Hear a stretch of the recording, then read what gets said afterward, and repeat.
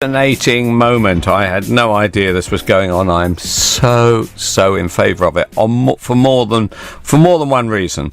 So police cars, this is the Met, are deliberately running down moped riding muggers during high-speed chases under this policy that critics claim risk fatalities. I'll come back to how many people are dying in high-speed chases right now, which actually is the counter to that argument.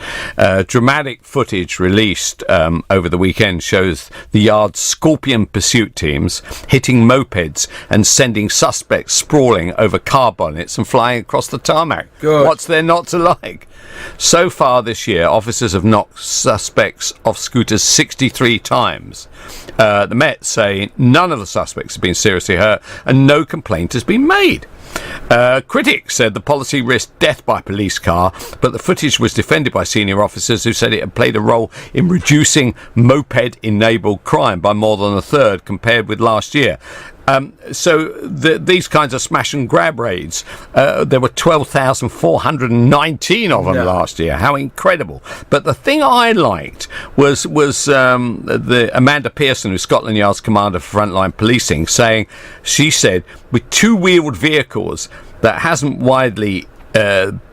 been widely used up and down the country. Anyway, said police pursuits are already under scrutiny for high levels of casualties involving innocent bystanders and passengers. In 2016, pursuits led to the death of 28 people, two-thirds of whom were bystanders, passengers or other road users.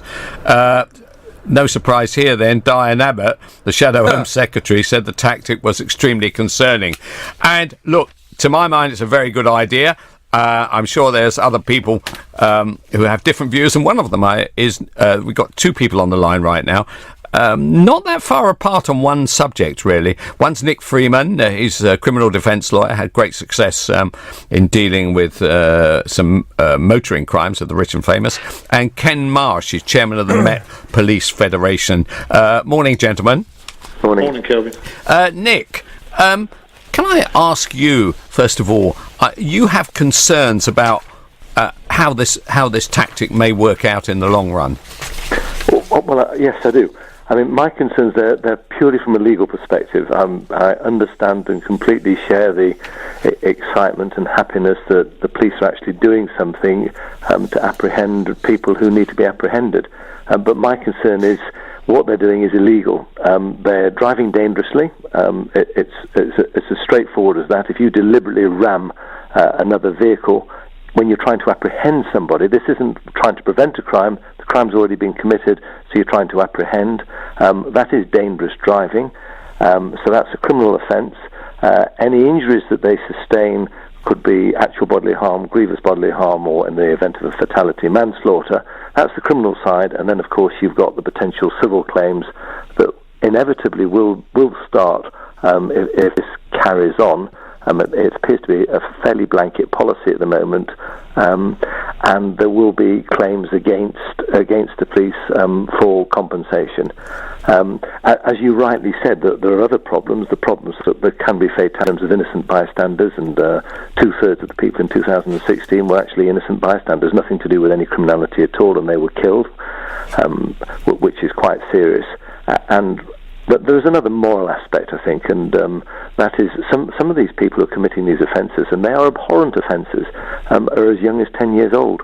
And when you think of the consequences for a 10, 11, 12-year-old boy of ramming him, getting him to fall off his moped, particularly if he's discarded his helmet, that he can sustain life-changing injuries. So, yes, on one hand, I understand and quietly applaud the police for doing something.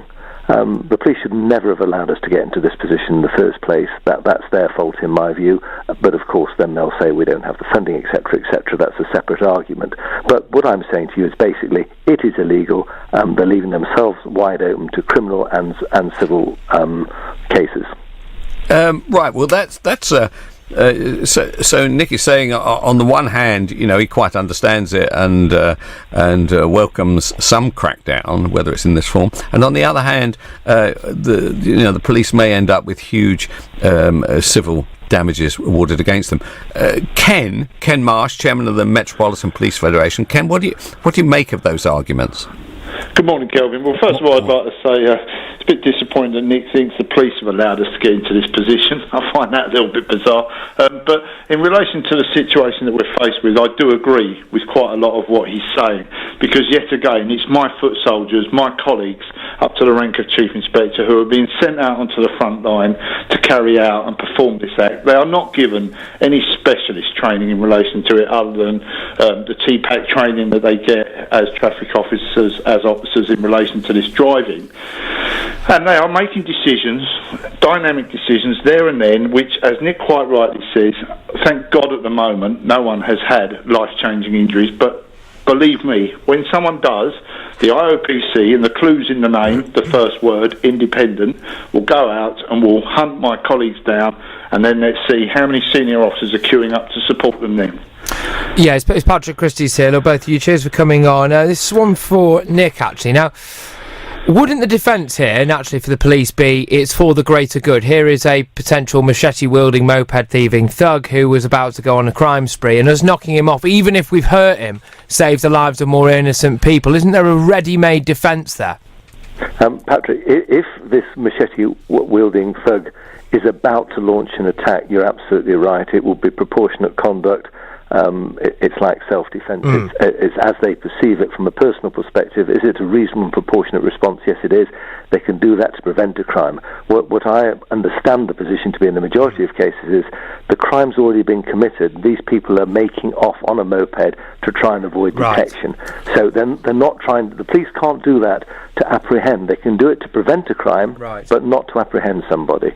Okay, fine. Ken, I see that this Operation Venice, that 3 of the cases have been referred to the Independent Office of Police Conduct, which is the one that you're very concerned for your members about, and I can understand that, by the way, including one involving a teenager and another in which the suspect was on a scooter, broke his leg, which I'm personally pleased about, actually, broke his leg during a chase in Hatton's Cross in West London, which is obviously on the way to Heathrow. What could officers say to their commanders when they said, we want you to do this? Could they actually turn around and say, actually, Amanda Pearson, Scotland Yard's commander, we think we are in too much danger to do it? Absolutely, 100%. It's down to the individual officer to make that decision, because as I've quite rightly stated, a senior officer will not prop up after and say, I told you to do that, if someone was unfortunately killed or seriously wounded. The officer has to make that decision there and then. It is solely upon the officer to make that decision. They are the person who is out there.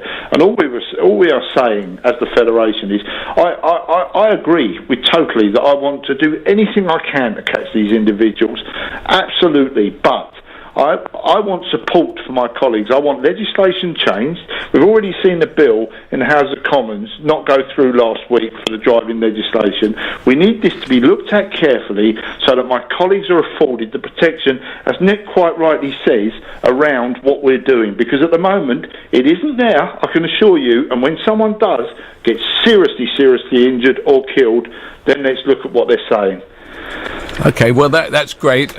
Nick Freeman, thank you so much for coming on. I know you're a very busy criminal defence lawyer, and Ken Marsh, chairman of the Metropolitan Police Federation. I am certain, absolutely certain, that we will be revisiting this issue. But my question is rather different. How on earth did we ever get to a position where the streets of London were as unsafe as this? I really do despair about what is happening right now.